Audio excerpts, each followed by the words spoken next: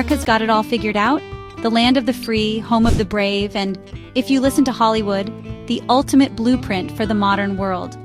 But what if I told you there's a country, far away and mostly known for kangaroos and surfing, that's quietly outsmarting the US on some of its biggest problems?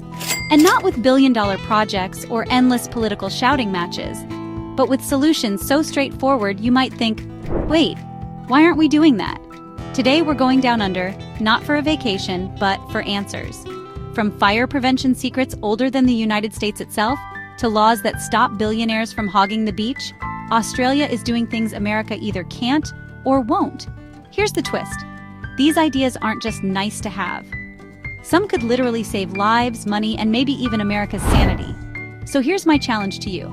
As you watch, think about which of these ideas could actually work back home, and which would crash and burn. And I want you to tell me, seriously, scroll down now, which one you'd fight to bring to your city.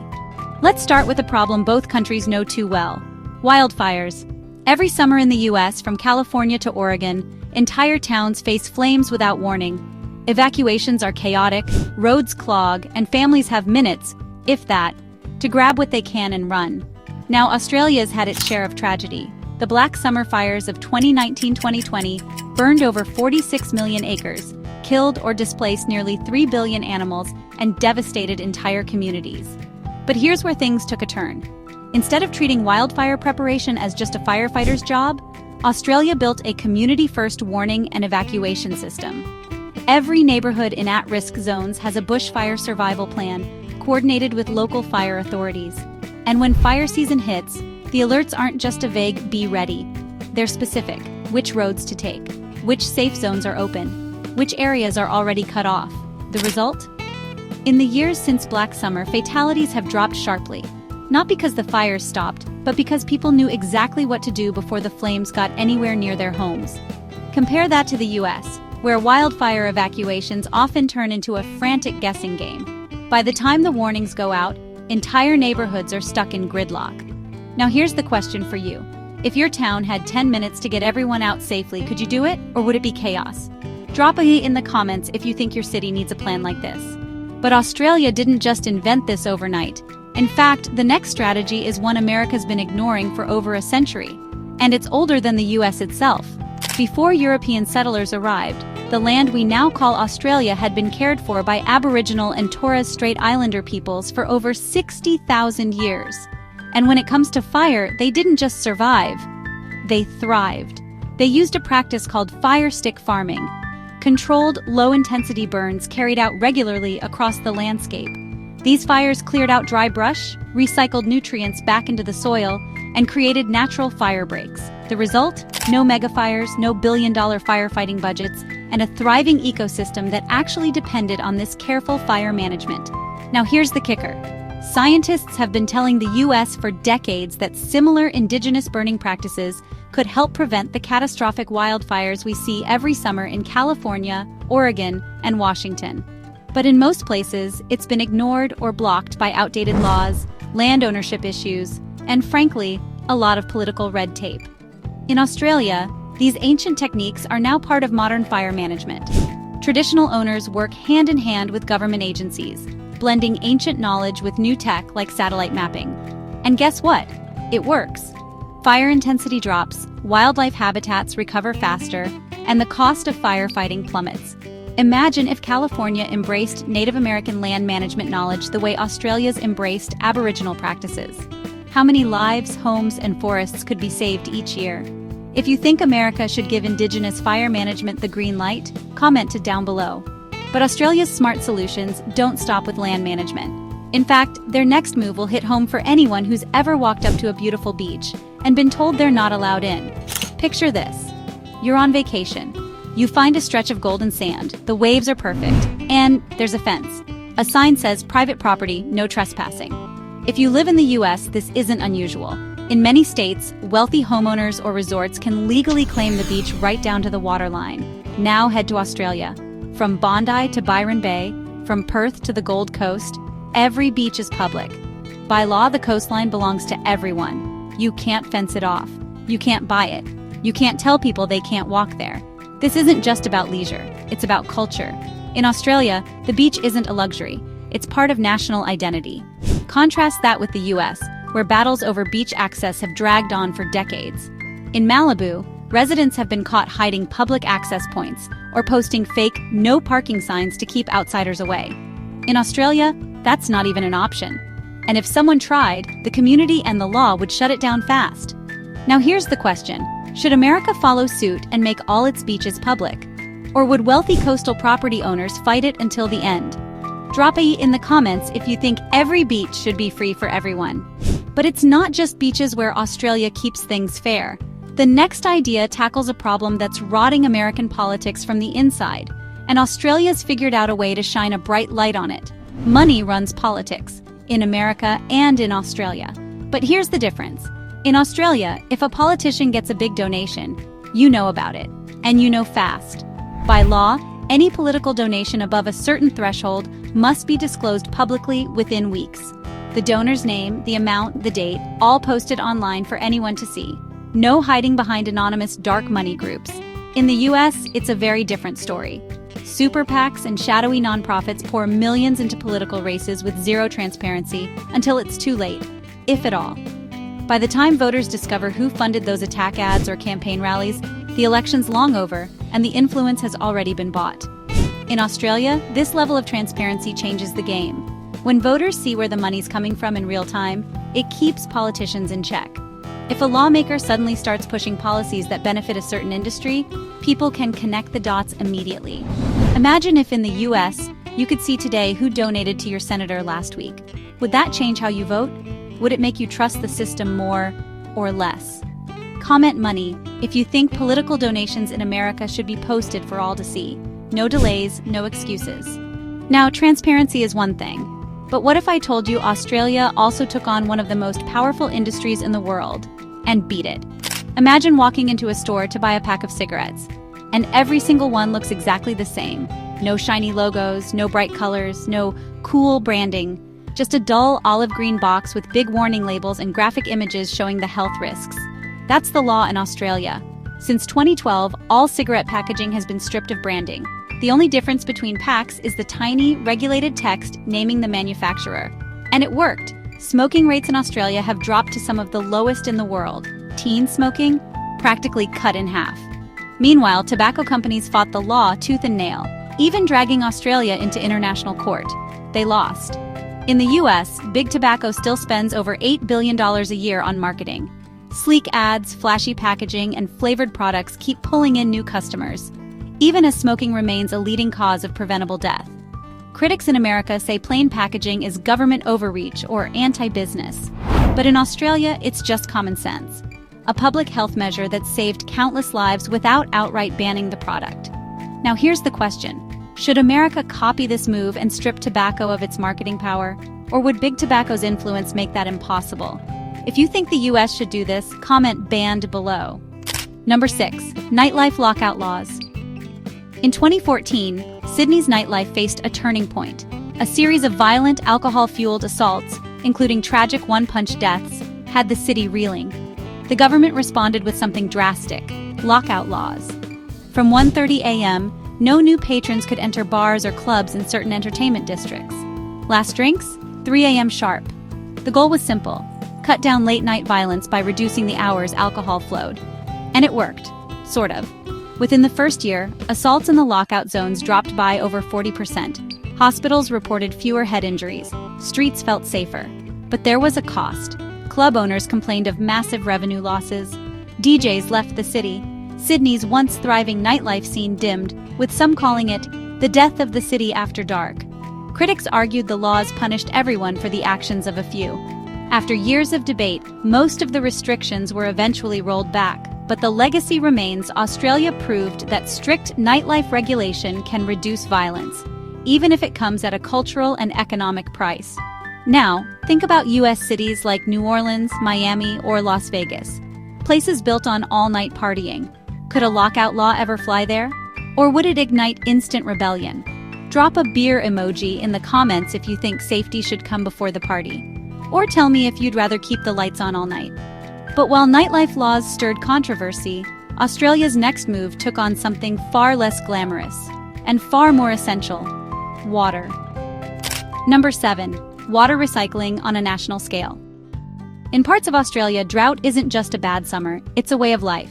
Cities like Perth have faced water shortages so severe that without drastic action, taps could have literally run dry. The solution? Something that still makes many Americans squirm, turning sewage into drinking water. Yep, you heard that right. Wastewater is collected, purified through advanced filtration and reverse osmosis, then treated again until it's cleaner than most bottled water. From there, it goes straight back into the city's supply. And here's the surprising part. It works flawlessly. The water is safe, tastes normal, and has helped Perth avoid running out of water entirely. In fact, locals barely blink at the idea anymore because the system is so reliable. Now compare that to the US, where the yuck factor often kills similar projects before they even start. Public hearings turn into outrage sessions. Politicians cave. Meanwhile, drought-stricken states like California still dump millions of gallons of treated wastewater into the ocean instead of reusing it. Australia's success proves that if you build trust, educate the public, and make the water safe beyond a doubt, people adapt. Question for you. If your city faced a permanent drought, would you drink recycled water to keep the taps running? Comment water emoji if you'd rather drink it than run dry. But Australia doesn't just save resources on land. At the beach, they're using tech to save lives. And it's an idea that could make America's coastlines far safer. Number 8. Shark spotting drones. In America, a day at the beach is all about sun, sand, and maybe a little paranoia if you've watched Jaws one too many times. But in Australia, where great white sharks are a real and frequent threat, they've taken a totally different approach to beach safety. Instead of relying only on lifeguards or helicopter patrols, Aussie beaches are now patrolled by shark-spotting drones. These drones use high-resolution cameras and AI algorithms to detect sharks from the air, often spotting them before human eyes could. Here's the genius part. The drones can instantly alert lifeguards, who then use loudspeakers to clear swimmers from the water. It's faster, cheaper, and far more accurate than relying on luck and binoculars. And it's not just about sharks. The same system has been used to spot riptides, distressed swimmers, and even jellyfish blooms before they became a hazard. Meanwhile, in the US, most beaches still rely on old-school methods. A few binocular sweeps and a prayer. That works. Until it doesn't. Australia proves that a few $1,000s in drone equipment could save lives and prevent tragedy on American beaches every year. Quick poll for you. Would you feel safer knowing a drone was watching the water for danger? Drop a shark emoji in the comments if your answer is yes. But while drones keep an eye on the ocean, Australia's also cracked the code on something that affects every single one of us. Even if we never go near the beach, clean, reliable public restrooms. Number 9. World-class public toilets. Let's be real, in America, finding a public bathroom that's both clean and free is a bit like winning the lottery. You either have to buy something at a cafe to get the code, or risk whatever's lurking at the nearest gas station. But in Australia, they've somehow turned public restrooms into a source of national pride. In many cities, public toilets are spotless, well-lit, and completely free. Some even have automatic cleaning systems, touch-free flushing, and background music to make the whole experience less awkward. Oh, and here's the kicker. You can actually find them on a government-run app that shows the nearest facility, its opening hours, and even whether it's wheelchair accessible. It's all part of a nationwide commitment to dignity, accessibility, and basic human comfort. In the US, you could easily argue that the lack of clean public restrooms pushes people to spend money in private businesses. But that comes at the expense of convenience and, honestly, public health. Australia's approach is proof that making bathrooms accessible and pleasant isn't just nice. It's smart. It keeps cities cleaner, tourists happier, and reduces health risks. If you've ever had to hold it way too long because there wasn't a clean restroom nearby, type relief in the comments, so I know I'm not alone. But while bathrooms are a universal need, Australia's next idea is all about saving lives in moments of crisis. And it's something America could implement tomorrow. Number 10. The defibrillator everywhere policy. In America, if someone collapses from sudden cardiac arrest, every second counts. But depending on where you are, an AED, automated external defibrillator, could be blocks away, locked in a closet, or nowhere to be found. Australia took a completely different route. They decided AEDs shouldn't just be in hospitals or gyms. They should be practically everywhere people gather. You'll find them in train stations, shopping malls, schools, beaches, and even small-town gas stations. And they're clearly marked so you can spot them instantly in an emergency. Even better, The government invested in public awareness campaigns teaching everyday people how to use them. The devices themselves are voice-guided and foolproof, literally telling you step by step what to do so you can act without hesitation. The result? In Australia, bystanders are far more likely to use an AED before paramedics arrive, dramatically increasing survival rates. In the US, this simple shift could save tens of thousands of lives every year. It's not about spending billions, it's about putting critical tools where they're actually needed. If you think every public building in America should have an AED, drop a thunder emoji in the comments. And while this policy is all about protecting people in emergencies, Australia also has something America needs when it comes to protecting everyday happiness, even at work. Number 11, mandatory paid time off. In America, vacation days can feel like a luxury. Some workers don't get any paid leave at all, and even when they do, the cultural pressure to stay productive often makes them skip it. Australia? Completely different story. 4 weeks of paid vacation per year is the legal minimum, and that's before public holidays. Some industries even offer extra leave for long service. It's not just the law, it's the culture. When Australians take time off, they actually disconnect. No checking work emails on the beach. No apologizing for bothering their boss by taking a break. The science backs it up. Workers who take regular vacations are more productive, healthier, and less likely to burn out. Australia treats rest as a right, not a guilty pleasure. Imagine if America embraced that mindset. Families could spend more time together, mental health could improve, and productivity would actually go up, not down. It's not just about being nice to workers, it's about building a sustainable workforce. If you think the US should guarantee at least 4 weeks of paid vacation for every worker, type rest in the comments. And while this policy helps people live happier lives, Australia's next lesson to America is all about keeping everyone safe on the road, no matter who's driving. Number 12, universal road safety campaigns. America has its fair share of drive-safe billboards and commercials. But in Australia, road safety isn't just an occasional reminder. It's a relentless, nationwide mission. From shocking TV ads that grab your gut to strict, highly visible police enforcement, Australia makes it impossible to ignore the message. Your choices on the road affect lives. Speed limits aren't suggestions here. Seatbelt laws aren't just for front seats. And drunk driving? Zero tolerance. Even buzzed driving will land you in court. But what really stands out is how these campaigns adapt over time. If mobile phone use starts causing more accidents, you'll see intense, targeted campaigns about it within months, not years later. And the results speak for themselves. Australia's road fatalities per capita are far lower than America's. It's not about being strict, it's about saving lives. Now imagine America applying that level of consistency and urgency. Fewer tragedies, fewer headlines about yet another avoidable crash, and more families making it home safe every night. If you believe road safety should be taken this seriously in the US, drop a safe in the comments. So, there you have it, 12 more shocking things America needs to learn from Australia.